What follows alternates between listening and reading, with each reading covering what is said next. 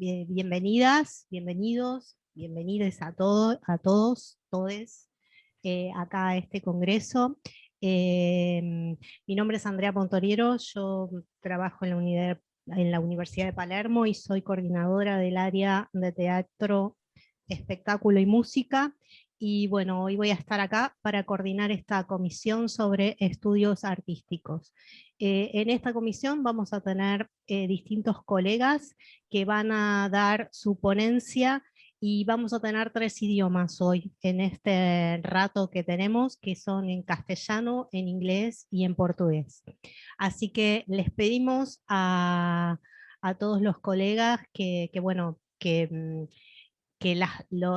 los colegas que hablan en portugués y en inglés que lo hagan despacio, así los que solamente hablamos castellano podemos comprender. Y bueno, y les pido también que se escriban las preguntas que quieren hacer, ya las pueden hacer en el chat, también de los colegas que van a estar hablando, así después podemos hacer un intercambio entre todos cuando todos terminan de exponer. Cada expositor va a tener 10 minutos, yo voy a controlar el tiempo, y la primera expositora que vamos a tener esta tarde es María Cecilia Amaral Pinto, de la Universidad de San Pablo, que va a hablar sobre el vestuario escénico del espectáculo Epidemia Prata. Perdón por mi pronunciación en portugués. Así que bueno, Cecilia, bienvenida. Presentate si querés y tenés tus 10 minutos. Muchas gracias. Vou compartilhar a tela aqui com as imagens. Um instantinho.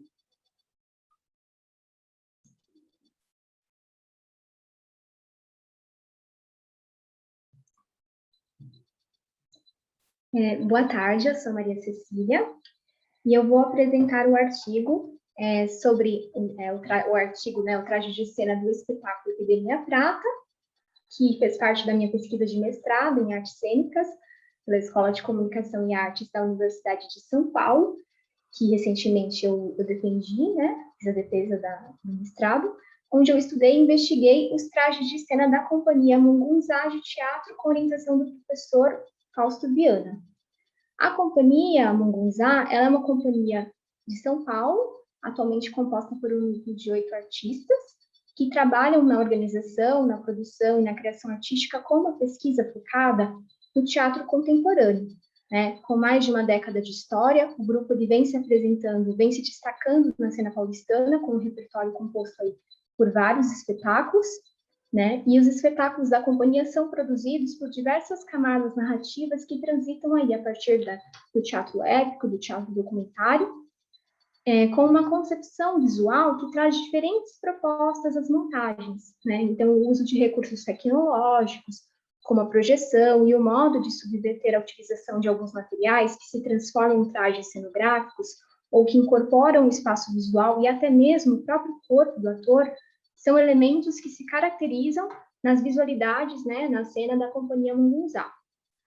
O espetáculo Epidemia Prata, ele foi a 5ª montagem do grupo, que estreou no ano de 2018, e ele traz em cena uma dramaturgia inspirada em personagens reais, a partir da vivência dos atores na residência artística do Teatro de Container, que é a sede do grupo desde 2017, onde se consolidou aí também como um polo de cultura em plena região aí da Cracolândia, em São Paulo. Então, no espetáculo é construída essa relação também com o mito de Medusa e os personagens apresentados, que aos poucos passam a ter aí os corpos petrificados, adquirindo aí uma cor prata, como as crianças também que se pintam de prata, para pedir dinheiro aí nos semáforos e nas estações de metrô da cidade de São Paulo. Então, os personagens, eles têm as suas histórias inspiradas na vida de moradores da Cracolândia e são representados pelo núcleo de atores da companhia, que tem a direção, no caso desse espetáculo, tem a direção da Georgette Fadel e co-direção de Cris Rocha.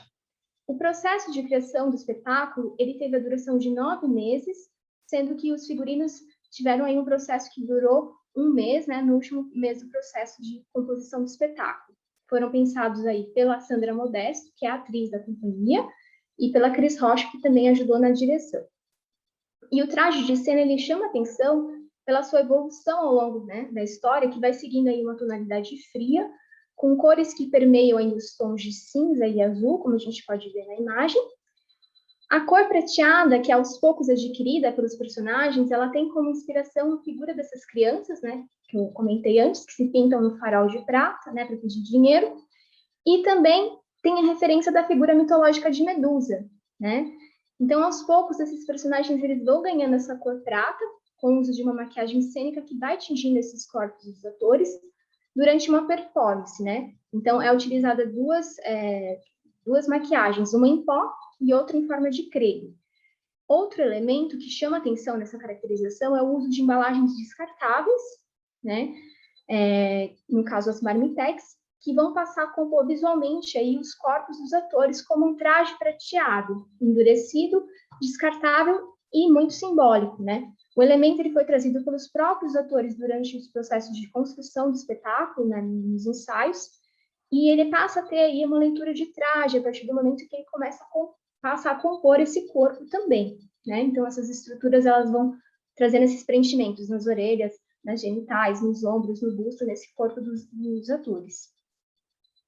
Sendo aí uma materialidade descartável que vai carregar também uma semântica, né, associada a essa fome nos seus vários âmbitos, né? A fome que o usuário sente nas ruas, né, o usuário de crack, por isso que ele vai procurar o crack na tentativa de esquecer a fome, e ao mesmo tempo a fome no sentido de se vender, né, como uma espécie de alimento, vendo na prostituição essa busca pela prata, né, que tem aí esse poder de comprar esse alimento e também alimentar esse vício.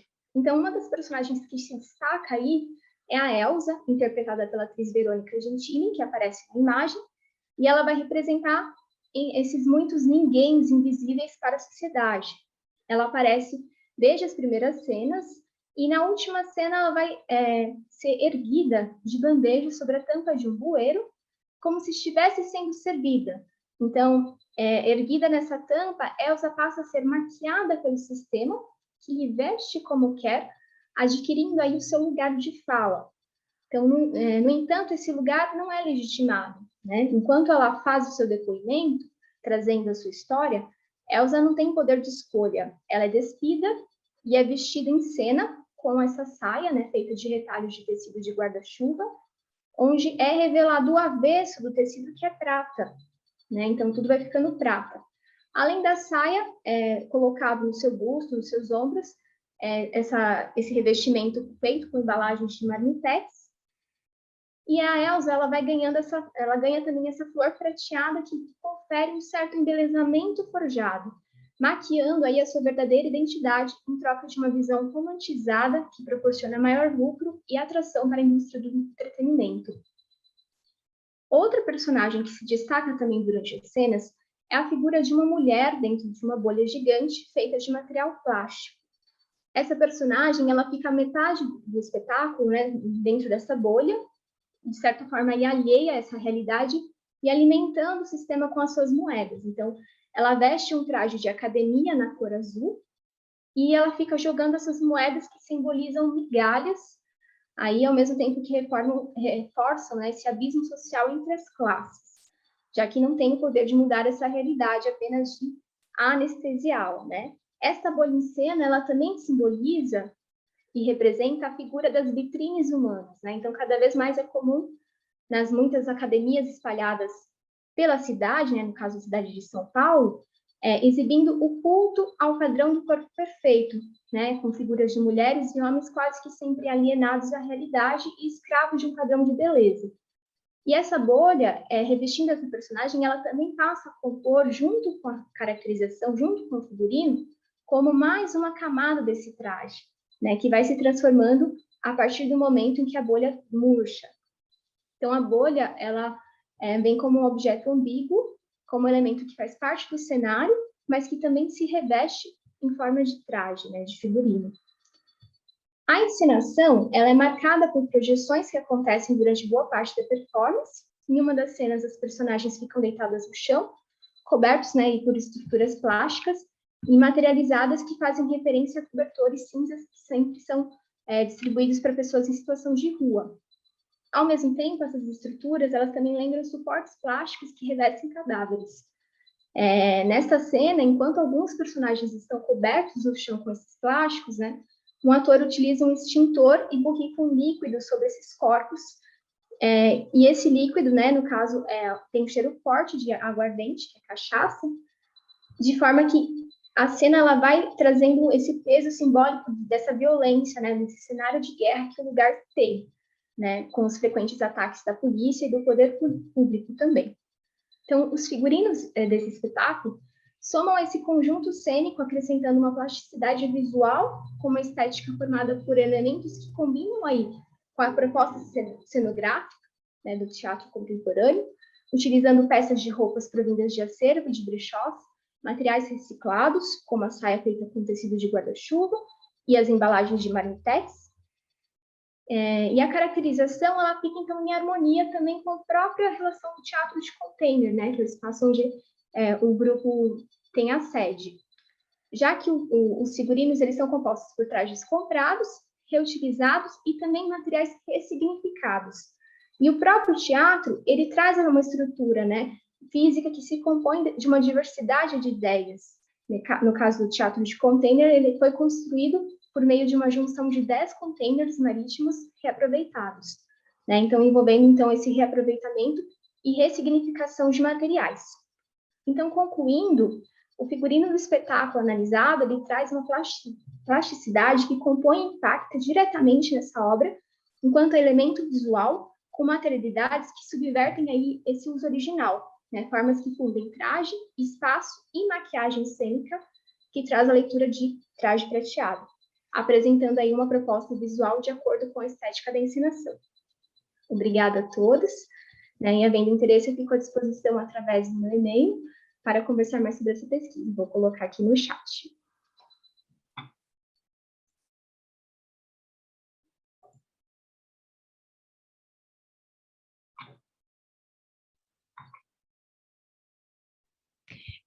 Muchas gracias, Cecilia. Muy obrigado. Muy interesante lo que planteaste. Muy bueno que compartas acá en el chat tu contacto, tu mail, para que por si la gente también después tiene ganas de seguir interactuando con vos. Vamos entonces a darle la palabra a Sergio Lessa Ortiz, que también es de Brasil, es del Centro Universitario Belas Artes de San Pablo, Brasil, y va a presentar su ponencia que se llama, la voy a leer en castellano, Cuando la estética realista se torna simbólica, en el Jardín de los Cerezos de Peter Brook. ¿Es así? ¿La traduje bien? Gracias, sí. Sergio. Bueno, tenés tus 10 minutos. Gracias, Andrea. Eu vou apresentar em português, despacito, para que todos possam compreender. Eu sou o Sérgio Lessa, né? Obrigado, Andrea, obrigado a todos pela oportunidade de estar aqui compartilhando com vocês. Eu também vou trocar aqui algumas imagens que eu produzi para a gente poder ver da melhor forma possível. Eu vou falar sobre o trabalho do Peter Brook, sobre o Jardim das Cerejeiras, que é tema do meu doutorado, né? O meu doutorado era uma compilada de análises de cenografia do Peter Brook, do diretor Peter Brook. E o Jardim das Cerejeiras entrou como uma das etapas do processo de análise da produção cenográfica do Peter Brook. Como é que eu compreendi, né, esse processo e de que maneira o Jardim das Cerejeiras entrou nesse estudo e nesse processo? O Peter Brook, ele é um diretor que começa com um trabalho, né, antes dele se consolidar como diretor teatral, ele começa com um trabalho bastante voltado para uma cenografia realista, naturalista, né, logo no início da sua carreira, e ele vai passando por uma série de processos de transformação ao longo da sua trajetória profissional, e ele vai migrar, né, isso vai ficar muito forte num texto dele, né, que é um texto chamado O Teatro, o Espaço Vazio, em que ele vai classificar o teatro de 4 maneiras, né? Ele vai falar sobre o teatro morto, que é aquele teatro que já não tem mais, né, que é um teatro comercial, que não traz mais nada de novo, né, e que não tem, portanto, novas substâncias. Ele vai falar sobre o teatro pobre, né, que é um teatro que tem qualidade estética, que é um trabalho artístico, mas que não tem tanto orçamento, não tem tantos recursos para poder se desenvolver e se aprimorar. Ele vai falar do teatro sagrado, e ele diz que ele não chega a esse teatro sagrado, e é justamente nesse recorte que eu coloco o trabalho dele. Que ele, sim, na minha opinião, chega até esse teatro sagrado. E o que é o teatro sagrado para ele, né? É um teatro do imaginário, né? Do sublime, onde a gente consegue transcender algumas questões e consegue perceber e atingir outros níveis de percepção, né? Durante a apreciação da obra. Então, e o último título que ele coloca é o teatro do imediato, que é o que ele fala que é o que ele consegue fazer, que é uma busca em direção ao teatro sagrado, mas que não atingiu esse caminho, né? Que não atingiu esse lugar. E aí o que eu entendo, né? E que eu acho que o Jardim das Cerejeiras está bem na metade desse caminho, né? O teatro sagrado do Peter Brook vai lidar muito com uma questão do teatro simbolista, do simbólico, né? Dos símbolos, das leituras, do trabalho com a nossa imaginação, com o nosso pensamento sobre o que está sendo colocado ali em cena. E o Jardim das Cerejeiras, na minha opinião, né, e a partir das análises que eu fiz, né, ele é um trabalho que caminha em direção a esse simbolismo, né? Ele vai transitando em direção a essa questão do simbólico. Porém, né, a gente sabe que o teatro é até meio, né, paradoxal, porque o teatro do Chekhov, né, que é o Jardim das Cerejeiras, é um teatro realista, naturalista, né? E o Peter Brook não foge dessa linguagem, né? Ele, de certa maneira, especialmente nos trajes, nas roupas dos personagens, ela é bastante naturalista, né? Ela reproduz a realidade daquele momento, e a cenógrafa Chloe Obolensky, ela segue, e ela tem um livro, né? E ela foi chamada para fazer esse espetáculo a partir desse livro que ela tinha, que era um livro de registros do marido dela, sobre vários trajes do século, né, da passagem do século XIX para o século XX, onde ela tinha aquelas fotos, né, da aristocracia russa, que era do repositório do marido. O Peter Brook tem acesso a esse material e ele estava mudando de equipe, né? A equipe que trabalhava com ele não estava mais conseguindo dar continuidade, e aí ele chama a Chloe Obolensky para trabalhar nesse cenário do Jardim das Cerejeiras com ele. E aí qual que é a grande sacada? Então, os trajes nesse contexto, eles são muito realistas, né? Porém, a cenografia, apesar dela ainda ter características desse realismo, ela já está transitando, ela está migrando para uma leitura mais simbólica do espaço. Ou seja, né, em que parte a gente consegue ver esse simbolismo? Primeiro, o teatro, né, o teatro onde é a sede do grupo do Peter Brook, né, o Bouffe du Nord, ele acaba recebendo, né, ele acaba se transformando num personagem que é a casa da família, né, da Ravenaya, que é a família que está perdendo a casa na história do Jardim das Cerejeiras, que é a casa que vai para leilão, né? E o teatro adquire as características desse cenário. É como se o teatro todo, né, fosse a casa deles, né, a casa da família que está sendo leiloado.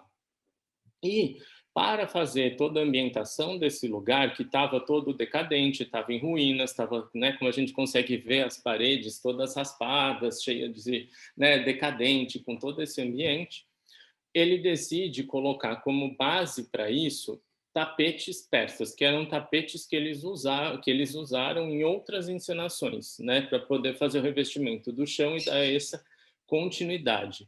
Então, se eu mudar aqui de cena para outros atos, né, essa daqui é a cena, esse primeiro é a cena, aqui está o cartaz do espetáculo, só para mostrar para vocês, né, como era importante a questão do teatro como um elemento e partícipe do espetáculo, né? E aqui é a cena do primeiro ato, onde você tem alguns elementos, né, o biombo, cadeiras com pano, etc., mas ele fazendo parte, integrando todo esse espaço. E os tapetes vão até a plateia, para fazer com que haja uma certa continuidade em quem está assistindo o espetáculo para fazer parte daquela encenação e daquele cenário. Na transição para os demais atos, o tapete sempre permanece e os objetos de cena é que vão sendo retirados e vão sendo diminuídos, né, subtraídos da encenação. Então, eu tiro no primeiro ato, aqueles... no primeiro ato tem uma outra questão muito importante no texto, que eles colocam todos os personagens sentados mais ou menos no plano do chão, né? Eles sentam no chão para poder fazer a atuação, trazendo uma memória da infância, né? Desse momento da infantilidade dos personagens. No segundo ato, é um ato que aconteceria no jardim, e o jardim nunca aparece, ele fica sempre na memória, né? Eles remetem ao jardim, falam sobre o jardim, só que o jardim ele é construído no nosso imaginário. No terceiro ato, voltam os elementos, que é o ato onde se vende mesmo todo o jardim, né? Eles voltam com os elementos dentro e acontece a festa, e tem um momento de destaque que eles batem no biombo e o biombo inteiro cai no chão, que é um momento de suspensão, né, da ação. E no último ato, né, eles tiram todo o tapete. E aí, né, porque a casa já está leiloada, já está vendida, e eles precisam se mudar. E aí acontece aquela cena fatídica da morte, né, e da finalização do espetáculo. Como é que o teatro faz parte desse simbolismo, né? Ele toda hora é remetido e eu tenho uma continuidade. Então, os tapetes vão até o público. Então, o público se sente dentro daquele ambiente, ele está imerso naquele contexto. E tudo que é remetido como parte simbólica, a qual a gente não está vendo, os atores constroem na relação com a plateia. Por isso é que eu coloco, né, esse texto como sendo um texto que traz essa questão do simbolismo para a gente, né, para que a gente possa compreender essa questão. Eu acho que já deu os 10 minutos que eu estava tentando controlar aqui, para eu não me estender demais, porque é um assunto que eu sou apaixonado e aí tem muitas coisas, né, sempre mais para a gente falar. Como eu vou falar, acho que é o próximo, André, então eu não vou, vou divulgar meu e-mail só desse, tá? No próximo. Sí, Sergio, qué interesante. Veo que vos tenés otra ponencia aparte, además de esta, que se llama Reflexiones sobre los tipos de escenografía teatral. La idea es que continúes vos con esa otra ponencia. No sé si querés entonces ligar una con otra. ¿Te parece? Dale, buenísimo. Dale. Te dejo a vos entonces con la palabra. Bom, essa segunda fala, né, que é um segundo texto, que eu acho que ele é bastante rico, né, ele complementa um pouco o que eu estava falando do Peter Brook, né, como parte ainda do meu doutorado, né, o doutorado eu fiz sobre orientação, assim como a Maria Cecília. Meu orientador também é o Fausto Viana, acho que ele esteve aqui no ano passado para fazer, né, ele participou do congresso, foi muito bom. Qual que é a próxima reflexão, né, que eu trouxe? Que ela veio muito desse trabalho do Peter Brook. É a questão da discussão sobre a cenografia, né, e como é que é o trabalho sobre o espaço de representação, né? Para eu poder discutir, para eu poder saber e falar sobre essa transição, né, falar sobre esse processo que a gente estava conversando no trabalho do Peter Brook, foi necessário que eu estudasse todos os espaços, né, toda a arquitetura teatral e como é que a cenografia foi se adaptando à nossa produção cenográfica da evolução durante uma boa parte, né, o resultado que a gente tem da cenografia, desde que ela surgiu, né, para que os primeiros atores pudessem, né, usar aquele espaço para fazer as suas trocas e fazer a sua composição, né, e aí a gente tem os gregos como base disso. A cenografia sempre teve, né, a serviço do espaço e a serviço dessas transformações que elas foram acontecendo, né?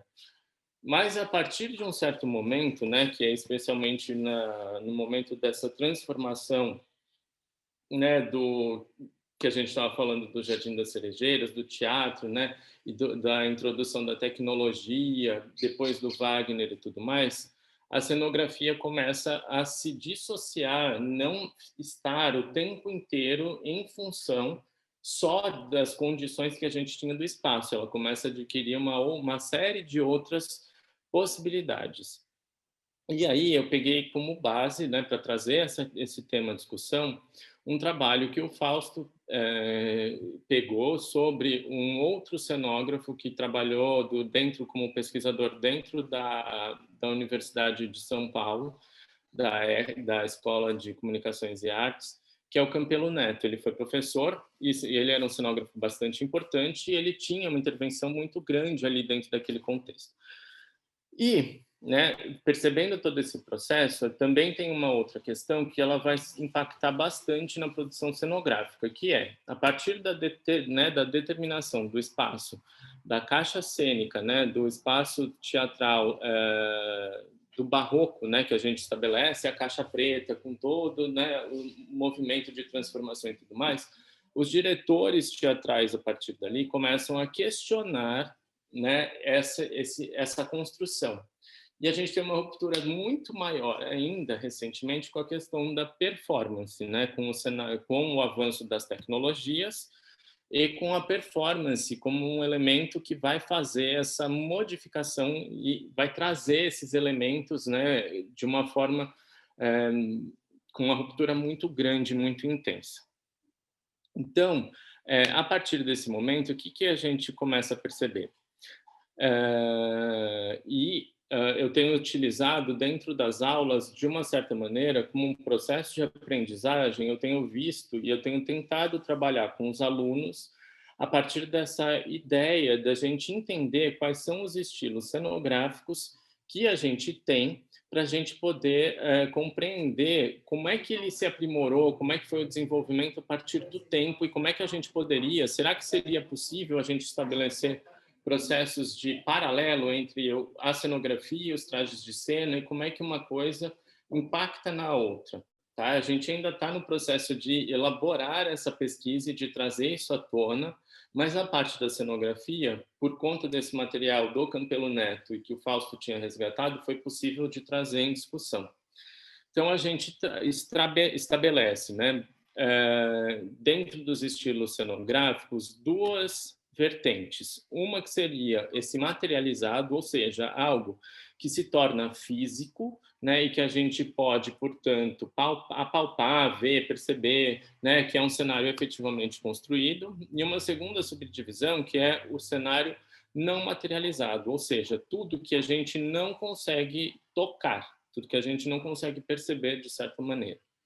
Dentro dessa subdivisão, dentro do materializado, a gente tem duas divisões, né? Ou ele trafega por uma questão de proximidade com o realismo ou com o ilusionismo, né? E o que eu quero dizer com isso, né? Ou ele vai ser muito fiel e reproduzir da maneira que for possível essas questões, né, da realidade, dos objetos e dos cenários, ou iludindo, né, o espectador em relação a isso, porque isso também pode acontecer, ou ele vai trabalhar com o não realismo, né, com algo que seja mais abstrato. Então, dentro dos realistas, a gente tem o realismo, o naturalismo, o pictórico, que eram aqueles grandes telões que a gente tinha, né, que eles eram produzidos. A gente também pode subdividir o realismo editado na questão do realismo atmosférico ou de um realismo simbólico. No caso dos não realistas, a gente tem o cenário trágico, o épico, o teatralismo, o formalismo, o construtivismo, o expressionismo, o abstracionismo, a fantasia, o simbolismo, o kitsch, o performativo, o pictórico e o tecnológico.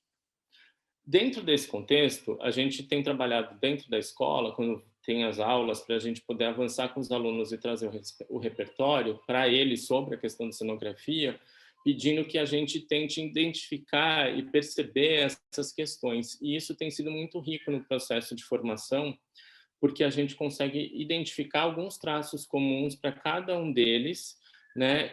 E especialmente na questão do simbolismo, que é aquilo que eu estava trabalhando anteriormente, a gente consegue entender e compreender uma série de questões que se repetem ao longo, mesmo que os diretores sejam outros diretores e os cenógrafos outros, os cenadores, portanto, também distintos, a gente consegue perceber alguns traços comuns em relação a essas classificações que eu estava trazendo aqui, né? E acho que trazer isso é muito importante para que a gente possa aprofundar e compreender para onde que a gente vai, né? Dentro desse do para onde a gente vai, que eu vou terminar falando um pouco do não materializado, né?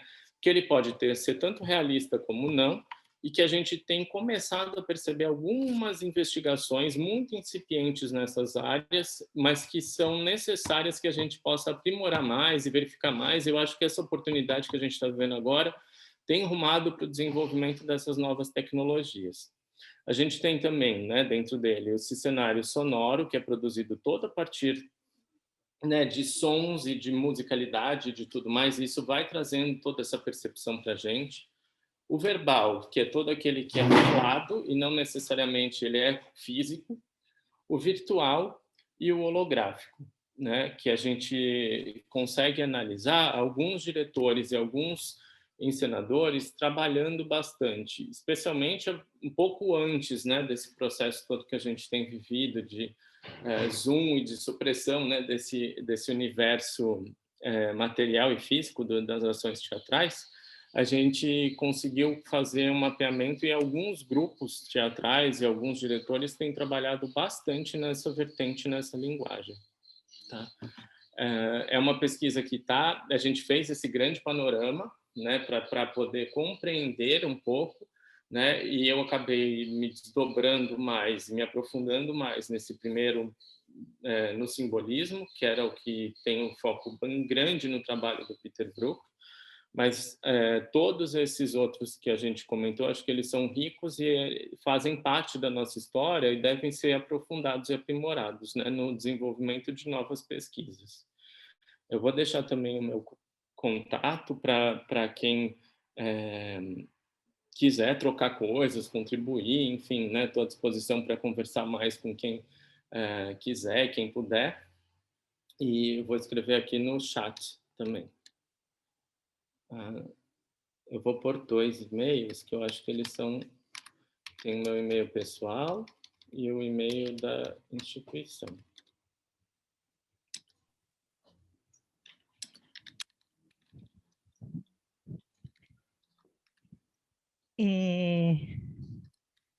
Muchas gracias, obrigado. Eu queria passar tanto, por isso que eu fui mais rapidinho y más enxuto. Sí, no, está muy bien y la verdad es que los dos trabajos también estaban relacionados, ¿no? Esta cuestión de este pasaje que capaz es una de las obras que uno no conoce o no estudia tanto, esta cuestión de investigación de Peter Brook sobre el Jardín de los Cerezos, esta estética realista y cómo a partir de la escenografía se trabaja sobre la simbología que permite hacer el pasaje a todo lo que es el desarrollo de su teatro posterior. Muy interesante, muchas gracias. Bueno, este momento entonces la idea es que vamos a pasar al cuarto trabajo, que es de Marcato Camargo de Sousa Luisa. ¿Estás por ahí? Perfecto. Digo entonces el nombre de tu trabajo en castellano, por supuesto. El diseño del traje como... no sabría cómo traducir bien la palabra redensado, de Redención. Rurouni Kenshin. ¿Cómo lo traducirías, Luisa? Eu não sei como explicar. Seria como evolução, acho que... Evolución, perfecto, Pode ser. perfecto. Genial. Bueno, te dejo entonces con tus 10 minutos, te escuchamos atentamente. Graças, Andrea. Eu sou a Luísa, Luísa Marcato, e eu estudo no Centro Universitário Belas Artes de São Paulo, e eu venho estudando alguns processos do desenho da cena, da onde surgiu este projeto. Então, o traje como redenção, em Rurouni Kenshin, vai ser uma busca, né, uma análise da estratégia utilizada pelo projeto de desenho de traje. Vou falar um pouco também sobre cenário e um pouco sobre a fotografia, né? E como esses elementos ajudam na construção e na evolução desse personagem Kenshin Himura. Essa obra é um conjunto de filmes do diretor Keiichi Otomo, e são adaptados de um mangá, né? Que é uma obra em desenho em quadrinhos japonês, né? Daqui a pouco eu compartilho a imagem. Então, eu vou contar um pouco do contexto histórico, né? A obra ela se passa no período Meiji, no Japão, que é mais ou menos entre 1868 e 70, por aí. E ele vai falar um pouco dos conflitos políticos em que tinha e vai apresentar um personagem que é o Kenshin.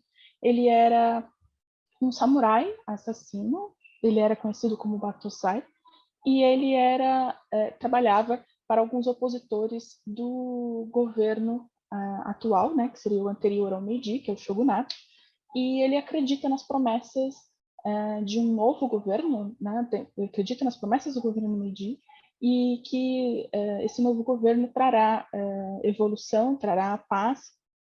Então, ele participa de um processo de eliminação dos mandantes dessa ditadura do shogunato, né?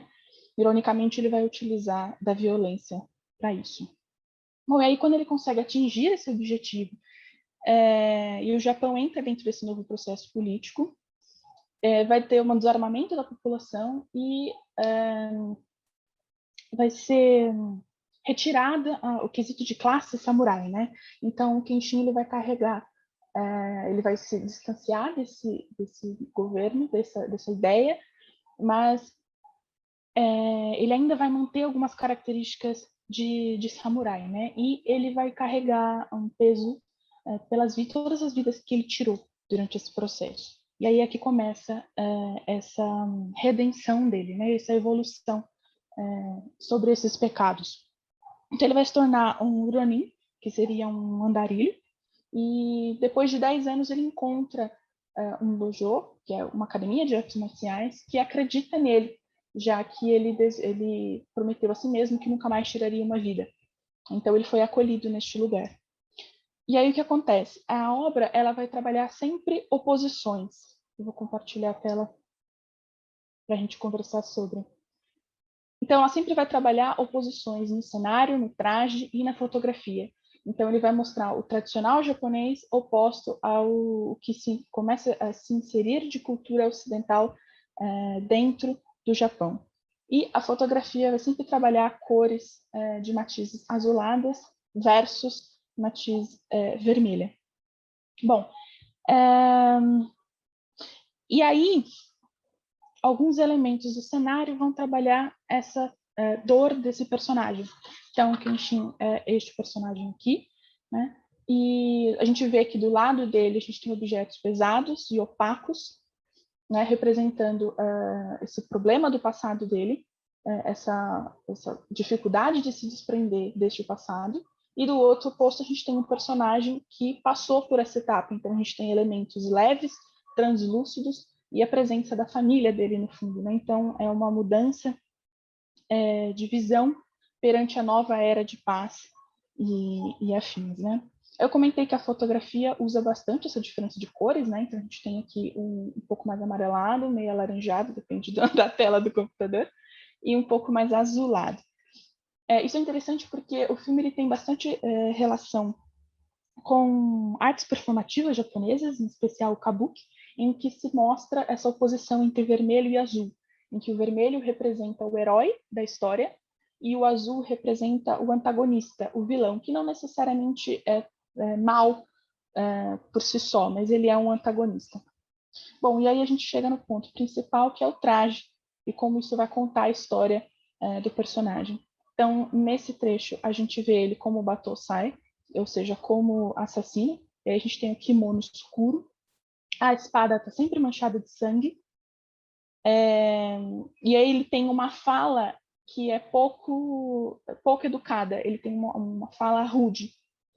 No centro, a gente tem a mudança para ele como andarilho, como Ronin, em que o traje é de uma população comum, então, ou não tem tingimento, o kimono e o hakama, que é a calça, ou é desse tom marrom e cru. E agora a espada dele é diferente, a espada dele tem a lâmina ao contrário. Essa lâmina não é capaz de cortar e ela é representada íntegra, limpa, não é representada suja de sangue, para reforçar essa promessa dele de que nunca mais ele mataria alguém. Então a gente tem esse desenvolvimento. E depois a gente tem ele com o traje vermelho, que dentro do universo cinematográfico, esse kimono vermelho, ele foi entregue a ele pela dona do Joe, que acolheu ele, e aí este vermelho vai simbolizar a confiança e a esperança que é acreditada em cima do personagem durante esse processo dele de libertação dos pecados do passado. Né? E aí o interessante é que conforme os conflitos dentro da obra avançam, ele se vê na necessidade de retornar uma etapa. Então, para ele continuar defendendo esse novo governo, essa nova era de paz, ele precisa deixar essa academia de artes marciais e partir numa nova jornada. Nisso, ele deixa o kimono vermelho pendurado no varal e retorna aos trajes de andarilho. Né? E o interessante é que nessas duas etapas ele tem uma fala extremamente formal. Ela, inclusive, chega a ser um pouco diminutiva em relação a ele. E aí, toda vez que ele se mantém numa situação violenta, ele perde esta fala polida, né, característica do japonês, e ele adota a fala, o estilo de fala anterior, que é um pouco mais rude. Bom, e para finalizar, conforme a história se desenvolve, ele percebe que ele pode manter a promessa dele de nunca mais cometer um assassinato, mas ajudar a desenvolver o que era a paz. Então, esse é o processo de entendimento dele. E quando ele percebe isso, ele deixa de ser, mais uma vez, um andarilho, ele volta para a academia e ele retorna a utilizar o traje vermelho, em oposição ao traje azul que ele utilizava antes. Né? E, bom, isso fica como um símbolo e uma promessa, né, de coragem, né, e de esperança perante este novo governo, esta nova forma de pensar. E é isso. Você acha que falta 2 minutos?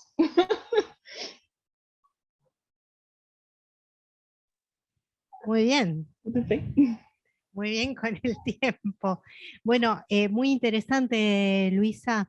Veo que lo que vamos escuchando de todas las ponencias y los trabajos, no hay un interés muy fuerte por esta cuestión de trabajar el simbolismo y la evolución de cómo en cada obra teatral, en el primer trabajo, en el de Cecilia, también esta conjunción entre el entorno y los personajes y cómo trabajar los personajes, los simbolismos, las materialidades, y acá también, ¿no? En este recorrido de estos personajes, este trabajo sobre la oposición que plantean y cómo eso se materializa a través del uso de los colores, de las formas y del trayecto que va haciendo el personaje. Muy interesante, muchísimas gracias, Luisa. Gracias. Después, si querés, compartí tu tu mail y tu contacto personal en el chat por si alguien te quiere preguntar algo a vos. O bueno, todos los que están acá presentes sepan que pueden ir anotándose todas las preguntas que quieran. Así si nos queda un ratito, después de que expongan todos, podemos hacer una apuesta en común y charlar entre todos. También ustedes de los trabajos de los colegas. Muchísimas gracias, Luisa. Vamos a pasar entonces al quinto trabajo que va a estar a cargo de Mía. Este trabajo va a ser presentado en inglés. Se llama Ceramic Graphics Techniques for Creating Patterns from Traditional to Modern, es decir, gráficos en cerámica, técnicas para crear patterns, no sé bien cómo traducir patterns porque es patterns, para desde lo tradicional a lo moderno. Mía, ¿estás por ahí? Perfecto. Thank you. It's my turn, right? Yes, it's Yes. your turn. So you are welcome. Ella no habla castellano, así que va a hacer la ponencia en inglés. Please talk slowly for the persons that don't speak English fluently, and you have your 10 minutes to expose, okay? Okay, thank you, Miss Andrea. Good morning, everyone. Oh, sorry. Now time in Vietnam is 1 a.m. Yeah, thank you for hosting the conference International Virtual Design Week 2021. So my Spanish is not good, so I would like to use English to present my article. My topic is ceramic graphic technique for creating pattern from traditional graph to modern industrial technology. Graphic products, especially Vietnam ceramic in any period, contain the beauty of creativity and express human aesthetic. The localization is clearly shown from the manufacturing method. The artistic style shown on the decorative ceramic project. Vietnam ceramic has a unique appearance and had existed independently for a long time, having both the advantage of the sculptural element and the quality of the graphic art. Decorative on the ceramic can be considered as the graphic process to make ceramic products more attractive. The pattern and image that decorate each type of ceramic are different in form and design, but they have a same of technique that show the unique characteristic of the pottery field. My article refers to some graphic methods of creating pattern, image, and decorations for ceramic from traditional printing techniques to the modern technology.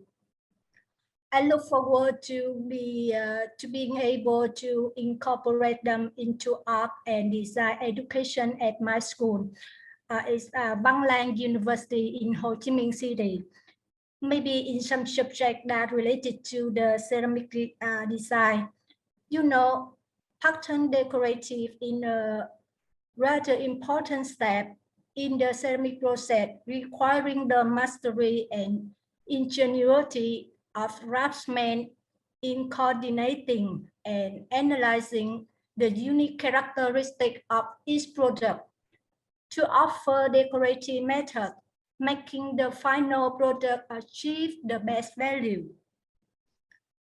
In Vietnam, potter ceramic maker use a lot of tricks and techniques in ceramic decoration.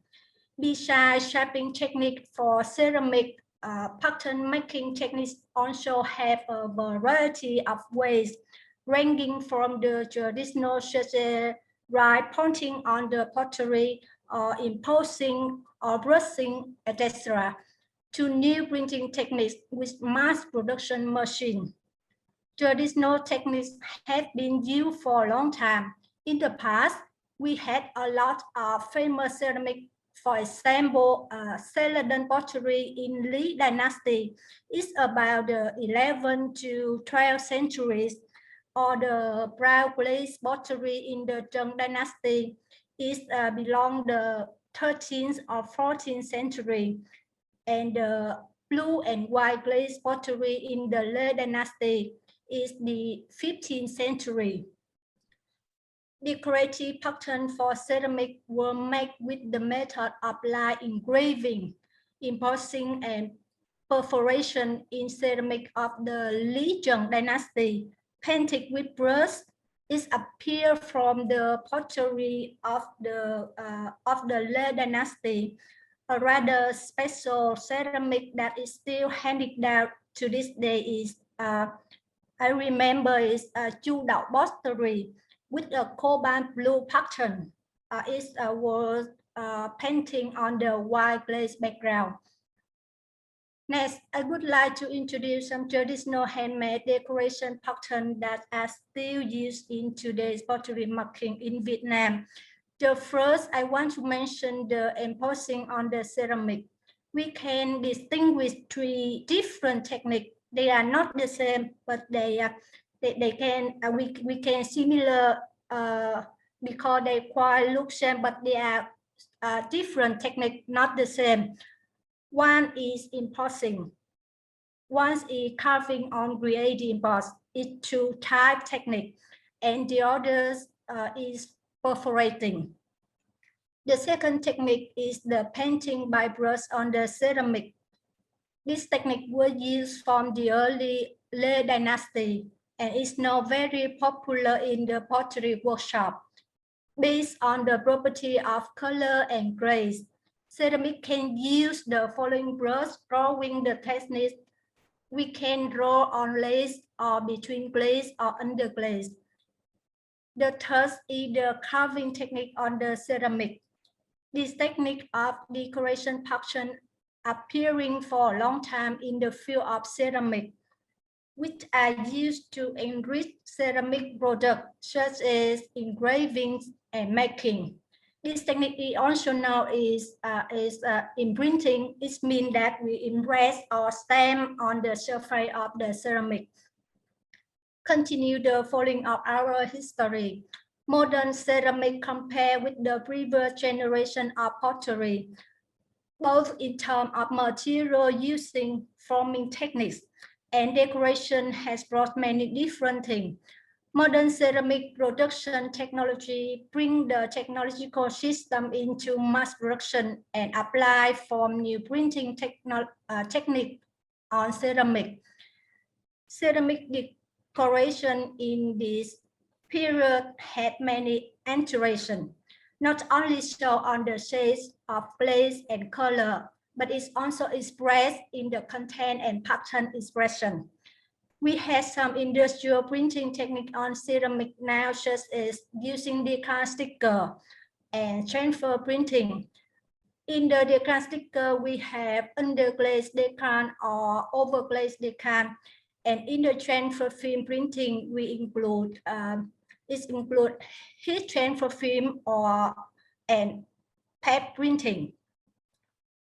The ceramic printing technology not only show a technical level, but also reflect one of the characteristics in the behavior of the pottery maker, the ceramic maker.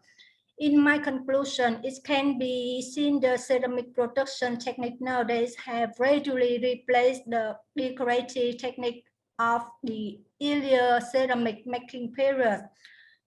Potters are constantly searching for innovating and improving technology as well as production technique, diversify product design and expand production.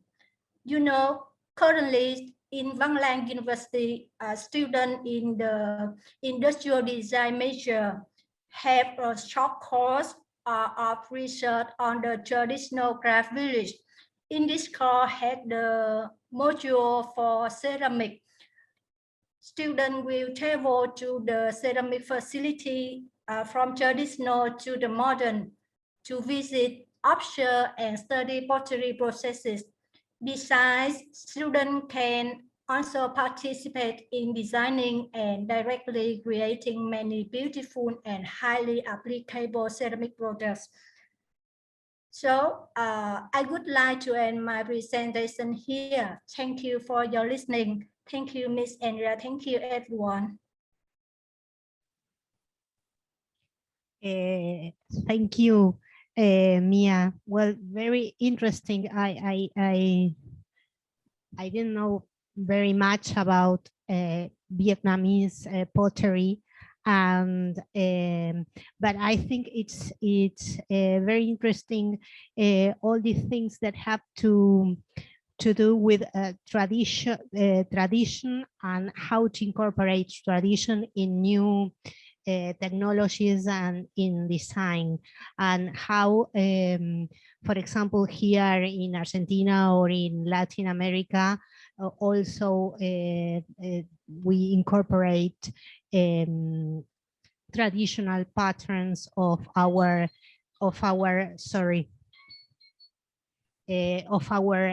cultures to the new patterns of design. No, it is very interesting how it works, the tradition and the new things, and how we work that in pottery and in arts.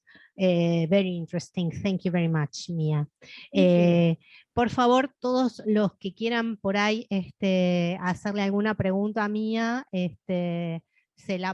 anótenselas y después se las hacen. O Mia, can you write your email in the chat so people can ask you questions if they want to follow your work? Okay. Mia va a escribir también sus datos y su mail en el chat por si alguno quiere hacerle alguna pregunta directamente a ella. Bueno, vamos a continuar con el sexto trabajo. Este va a ser en castellano. Lo va a presentar Lisette Paola Rodríguez Córdoba, de Colombia. Lisette, ¿estás por ahí? Por favor, si sí, prendes señora. tu cámara. Genial. Bueno, entonces leo el nombre de tu trabajo, Identidad en el vestuario en tiempos de redes y masificación. Gracias, Lisette, estás ahí, bienvenida. Te escuchamos, tenés 10 minutos, yo más o menos al minuto 9 aparezco por las dudas, y si no, estate tranquila. Listo, dale, muchas gracias. Entonces, bueno, buenas tardes para todos, los saludo desde Colombia.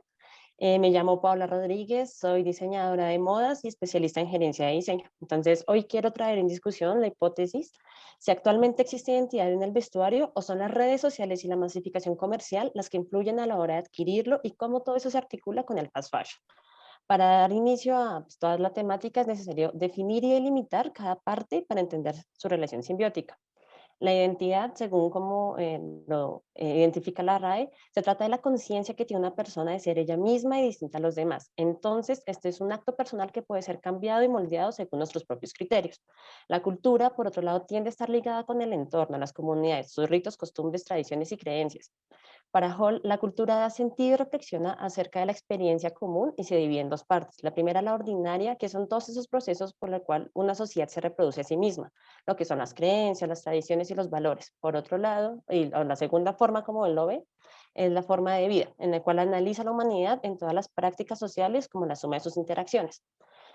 Por otro lado, el vestuario es el conjunto de artefactos que son usados por el ser humano y se relaciona con nuestra identidad en el sentido que nos logra ser parte de nosotros, que nos hace sentir especiales y diferentes y que de alguna manera nos puede llegar a comunicar algo. Entonces, con todos estos elementos ya definidos, surge la pregunta, ¿la identidad es un punto detonador a la hora de adquirir indumentaria o son las redes sociales y el marketing digital que influencian el consumo a tal punto que ya no pensamos en nuestra identidad en el vestuario? Para esto es de menester entender y comprender el papel que ha tenido el vestuario a lo largo de su historia y sus implicaciones estéticas y sociales. Históricamente, el vestuario surge como pieza de cobertura frente a la protección de cambios climáticos y contra la evolución del ser humano. Sin embargo, el zoólogo Desmond Morris dice que no solamente tiene origen en la supervivencia, sino además que tiene un fuerte arraigo con las implicaciones sociales y comunicativas, por lo cual denomina al ser humano como el primate vestido, ya que somos la única especie que, superando toda su desnudez genética, crea un pelaje cultural, a lo cual nosotros llamamos vestuario. El vestuario es uno de los primeros lenguajes que el ser humano utiliza para expresarse. Es un medio de comunicación no verbal y ha podido adaptarse según nuestras propias regulaciones morales, culturales y geográficas. No es casualidad que con las perspectivas sobre el vestuario cambien según la época y sus portadores, influencia religiosa u ubicación geográfica. Todos estos elementos visuales y ornamentales pueden llegar a transmitir un mensaje tan poderoso como significativo, y de este modo se le adquiere sentido e identidad al vestuario. Para ejemplificar, como todo lo que les estoy hablando, pensemos en un pañuelo cualquiera, en un pañuelo de tela, su forma, sus posibles colores, simplemente pues imaginémoslo. Y este mismo elemento lo va a poner en dos escenarios completamente diferentes. El primero es su uso como hijab o pañuelo islam, y su otro por la parte, las personas que están como a favor del aborto, que siendo el mismo elemento, dependiendo su portador, su forma de uso, su color y la ocasión en la cual se usan, cambia completamente su simbolismo. El pañuelo, como muchas otras prendas, pueden llegar a ser actos colectivos, el caso de las pañoletas verdes, o una expresión personal a la sociedad, el caso del hijab, que ya se ha podido desmitificar que sea de uso obligatorio, pero sin embargo muchas mujeres lo siguen usando porque es parte de sus creencias, de sus tradiciones y de sus costumbres.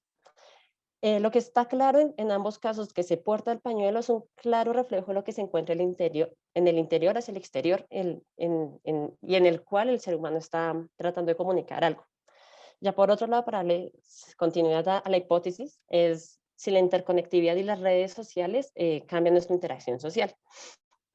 Y yo siento que hablar de identidad en vestuario a partir de redes es cada vez más complejo. Los cambios que experimenta la sociedad contemporánea por efecto de las tecnologías son cada vez más rápidos. De esta manera se articula que las redes sociales y la identidad y el vestuario toca como ponernos en el contexto en el cual estamos. Para Morales, una persona que ha estado estudiando como todos estos fenómenos de la identidad de redes sociales, divide la identidad en dos. La parte negativa, que es donde se pierde completamente la identidad en redes sociales, la que se hace que seamos personas vulnerables y propensas a tener una crisis de identidad. Ella se plantea que se crea un personaje virtual que pretende ser lo que en esencia no se es y se convierte en aquello que quiero que los demás vean en mí y a su vez lo que veo en los demás. Por otro lado, lo positivo es que muchas personas pueden expresarse libremente en redes sociales y les ayuda a mostrarse en facetas que quizás nunca han podido llevar en la realidad, sintiéndose cómodas con la constitución de este nuevo personaje virtual, generando su identidad en este personaje. Pero en este punto es cuando vuelve y surge la pregunta de, ¿existe realmente identidad en el vestuario?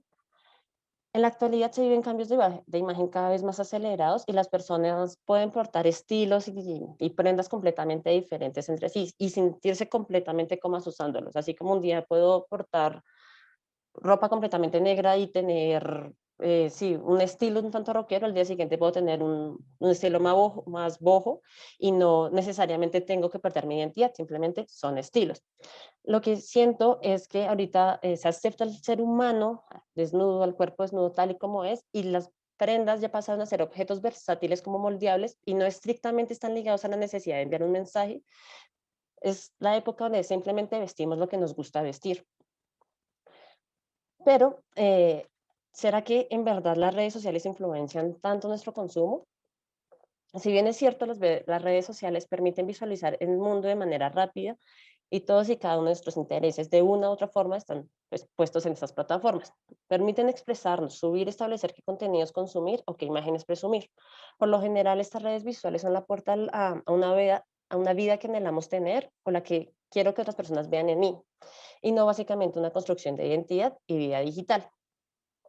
Asimismo, como el marketing, la moda como el marketing digital en redes sociales juega un papel en la vida cotidiana. Esto es porque muchas veces alguna prenda que tengamos en nuestro guardarropa posiblemente la hayamos visto constantemente en redes o en marketing y la compramos porque nos sentimos cómodos portándola sin saber si en verdad nos influenció a hacerlo.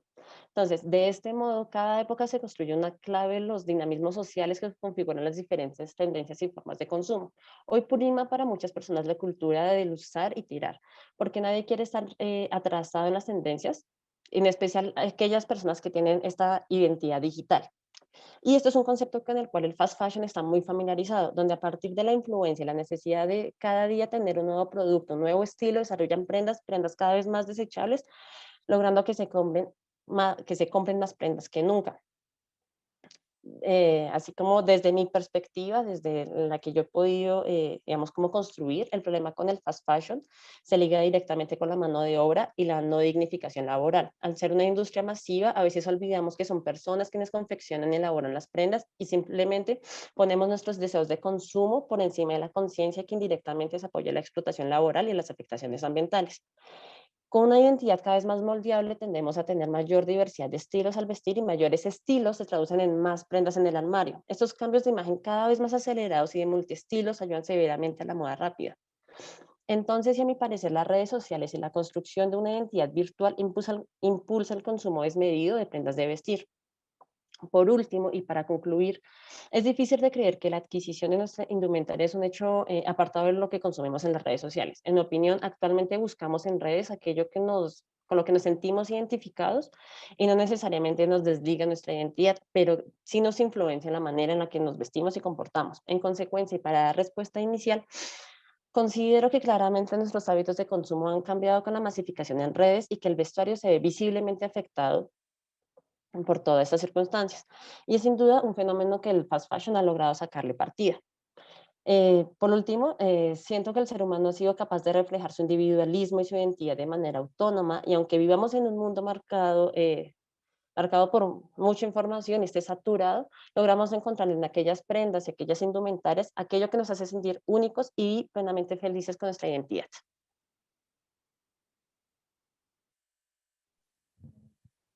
Bueno, muchas gracias. Qué interesante, ¿no? Esta cuestión. Otra vez vuelve a aparecer este tema de la identidad, el simbolismo, y esta vez como multiplicado en esta cuestión de la creación del personaje que hacemos de nosotros mismos a través de lo que mostramos de nosotros en las redes sociales, ¿no? Y esta necesidad esto que vos decías del fast fashion y de esta cosa de estar en permanente cambio y reinventándose a sí mismo en una carrera, cuando en definitiva también por ahí, en última instancia, no es que somos tan diferentes, simplemente hay ciertos, para tomar lo que decía Mía antes, ¿no? Hay ciertos patterns que se repiten en nosotros por más que intentemos un cambio permanente.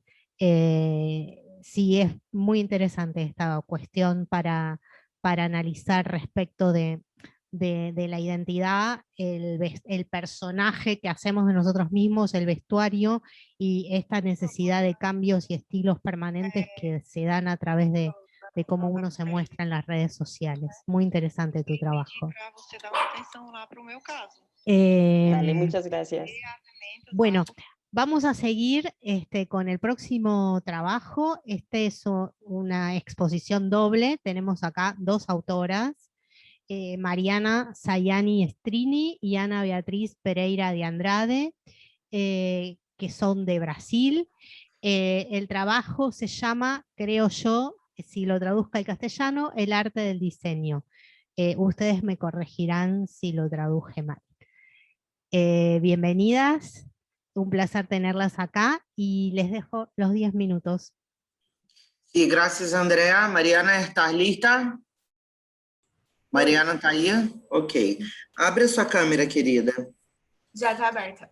Tá. Entonces, primero yo doy gracias a la Universidad de Palermo por esta oportunidad y también a la Facultad de Diseño y Comunicación en el nombre de nuestro decano Oscar Echevarría, que nos proporciona esta oportunidad de estar compartiendo las reflexiones de diseño y comunicación y de todo a lo largo de estos tantos años.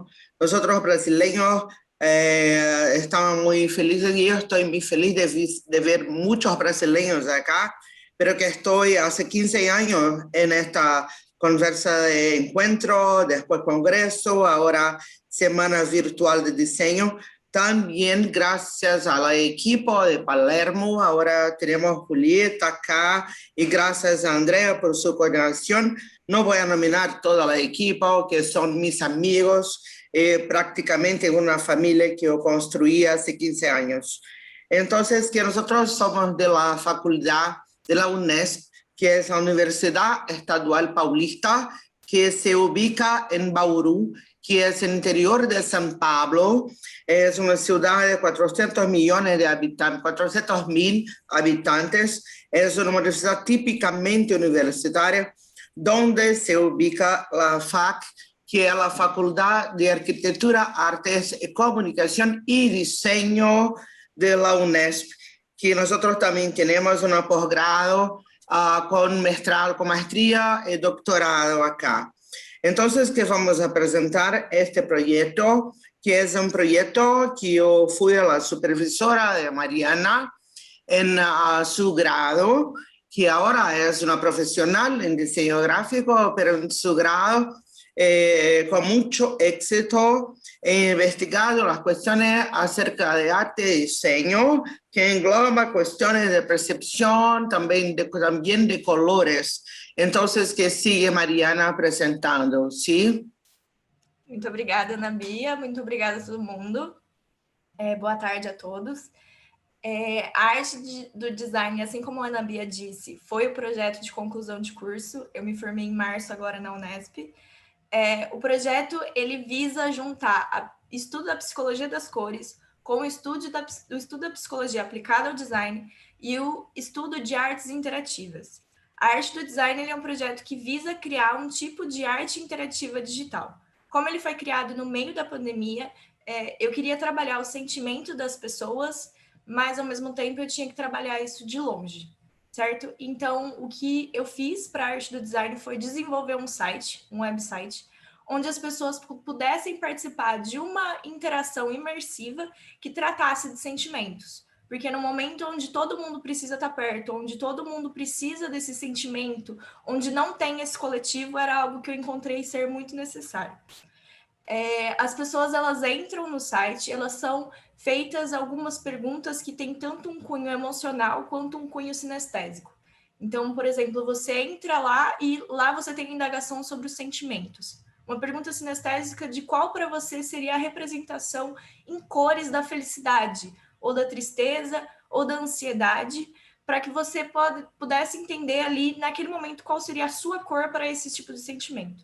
A partir do momento que a pessoa que está no site escolhe essa cor, ela é levada até uma página, onde nessa página ela tem um áudio da felicidade, ou um áudio da tristeza, ou um áudio do amor, ou um áudio da ansiedade, que foram os 4 sentimentos trabalhados nesse projeto até então.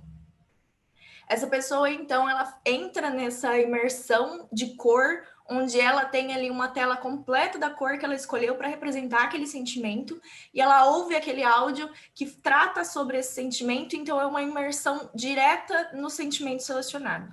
No momento que a pessoa está ali, vivendo aquela cor e vivendo aquele áudio, eu tenho acesso prévio, disponibilizado pela pessoa, de fotografar ela através da webcam, ou da câmera frontal do celular. A partir disso, a partir das pessoas que participaram, eu consegui diversas fotos para os 4 sentimentos representados, onde cada pessoa podia escolher uma cor, podia trabalhar isso. A minha ideia, a partir disso, era poder selecionar separadamente cada sentimento. Então, fazer uma análise. A maioria das pessoas achava que felicidade era verde, ou era amarelo, ou era roxo. Eu encontrei, assim, algumas saídas que eu não esperava, algumas cores que eu não esperava que representassem certos sentimentos para outras pessoas. Então, eu pude perceber a diferença de como um sentimento age para cada pessoa, como uma cor é significada e ressignificada na vida das pessoas de diferentes modos, e criar um tipo de paleta de cores, um tipo de degradê de cada sentimento.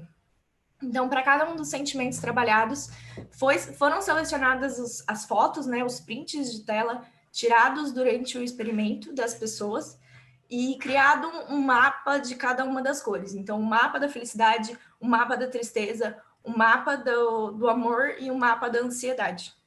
E esses degradês podem, assim, representar como se funciona como uma representação gráfica daqueles sentimentos das pessoas que participaram do projeto até então, né? Até o momento da apresentação na minha conclusão de curso. O site ainda está no ar, então ele ainda está colhendo dados, ele ainda consegue tirar essas fotos, ele ainda trabalha em cima disso. Eu ainda espero manter ele, continuar essa pesquisa, adicionar novos sentimentos, novas relações, e a partir dessas cores criar algum outro tipo de projeto, criar algo que seja personalizado para cada pessoa, então um produto ou alguma coisa que possa levar essas cores para que as pessoas tenham esses sentimentos estampados para elas mesmas, né?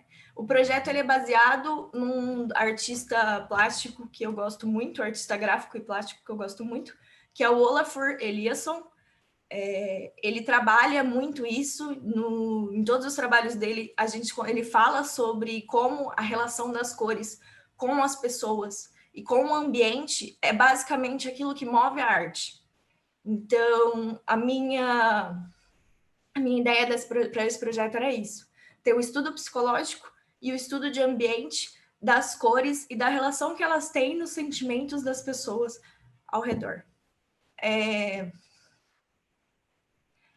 Coloca o link, Mari, no chat.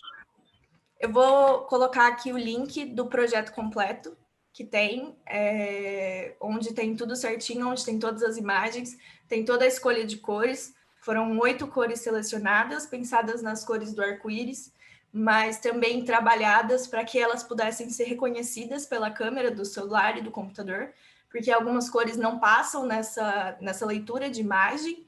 Então, ali teve que ter todo esse trabalho, todo o desenvolvimento também do site, fui eu que fiz. Toda essa parte, tanto de tirar foto, quanto de armazenar banco de dados, quanto de fazer todas essas coisas, foi da minha parte. Para gamificação, para criar um tipo de interação um pouco maior das pessoas dentro do site, eu usei como base um jogo muito interessante que chama Rue, onde o personagem principal ele se movimenta pelo mapa através de uma gama de cores previamente estabelecidas pelo jogo, e ele só consegue passar pelos desafios através das cores, ao mesmo tempo em que o jogador ele é enviado para ele algumas mensagens para que ele consiga entender o que cada cor significa na psicologia, naquele momento de envolvimento com o jogo. Coloca também, Mari, aqui o nome do jogo e o nome do Olafur, que às vezes pela pronúncia as pessoas não entendem. Ah, claro. O Olafur Eliasson e o jogo... Eu estou pedindo a Mariana que le ponga el sitio que ella colocó, el link para que puedan accesar totalmente relato que está comentando y también su referencia que es Olafur Eliasson y también el juego, el game que se fue una referencia para esto, ¿sí? Pode concluir, Mari. Então, queria agradecer para concluir. O projeto está ali, foi um projeto muito bom para mim, foi um projeto muito legal de se fazer nesse momento onde a relação humana é algo tão importante, né, no cenário de Covid, onde as pessoas estão longe, onde a gente aqui está cada um apresentando da sua casa. Então, ter esse estudo do sentimento humano foi algo que eu queria muito e é um projeto que é um amor para mim. Muito obrigada pela oportunidade de estar aqui.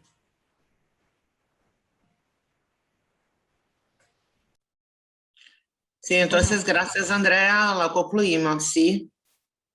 Obrigada, Muy obrigado, muchísimas gracias a las dos. Muy interesante el proyecto, lo que planteabas. Me parece muy buena esta cuestión de esta investigación respecto de los sentimientos y los colores, ¿no? Porque uno a veces tiene como, acá estuvimos escuchando también diseñadores de escenografía, de vestuario, ¿no? Y cómo ellos trabajan para generar en el público a través de determinadas simbologías, ¿no? Una cierta conmoción, esta cosa emocionar, de llegarle al otro, ¿no? Y que no siempre lo que uno piensa que el color provoca, es como que hay una vivencia también muy personal de cada uno respecto a los colores, y esta cosa de que uno pueda sorprenderse, ¿no? Que determinadas paletas de colores no corresponden a lo que uno preconcibe de que va a suceder con esos colores. Y esta cuestión de la interactividad, el juego, me parece algo hermoso para explorar en este momento, que también era como como una forma de poder interactuar cuando uno no puede tener la interacción física, ¿no? Muy interesante. Muchas gracias a las dos, y bueno, vos, Beatriz, que ya ¿qué año es que estás acá en el Congreso? Yo, desde el primero, cuando fui a encuentro, claro. que no era congreso, era el primer encuentro. Sí, fundadora. Acta 00. Sí. Sí. Bueno, qué alegría que sigas viniendo todos los años y poder encontrarnos todos los años. Gracias. Sí, gracias. Bueno, vamos a seguir con el siguiente trabajo, que es el 8º. También es en portugués. La llamamos a Eloísa Silva Nogueira. ¿Estás ahí? Perfecto, ahí estás.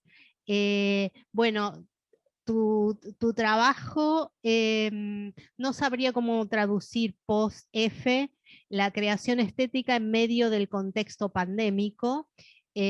Así que bueno, te dejo tus 10 minutos para que vos expliques los términos de tu trabajo. Muchas gracias.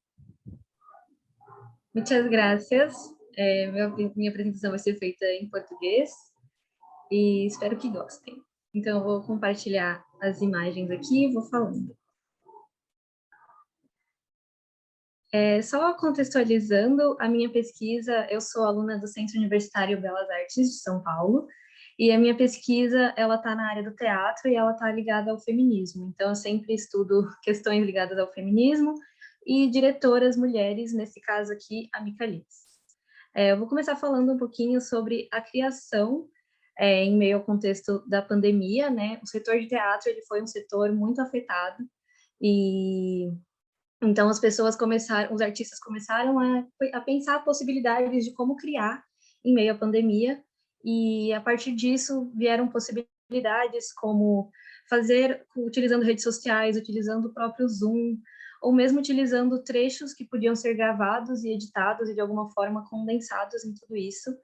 E o Pós-F é uma peça que ela tinha sido pensada primeiramente para ser feita presencialmente, mas com a questão da pandemia e com o convite que o Teatro Porto Seguro fez para a equipe de criação, eles pensaram em adaptar para uma peça feita online. O Teatro Porto Seguro queria inaugurar uma plataforma que transmitiria peças diretamente lá do palco, mas sem a presença do público, afinal, a gente não pode promover aglomerações nesse momento, né? E a equipe aceitou, então eles tiveram um mês para poder fazer toda essa mudança. Pós-F é uma peça que foi feita baseada no livro da Fernanda Young, vocês podem ver aí a primeira página do livro, e aqui na lateral, a primeira pessoa que a gente tem é a Fernanda Young, essa pessoa aqui.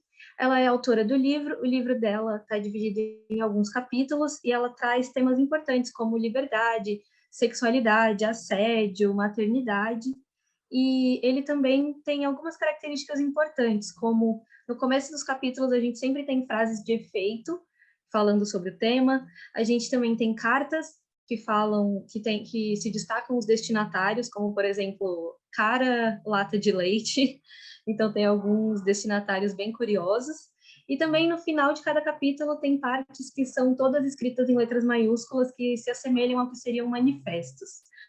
A Fernanda Young, infelizmente, ela faleceu antes do projeto acontecer, então esse projeto acabou sendo até uma homenagem à autora, mas ela tem alguns posicionamentos um pouco contraditórios.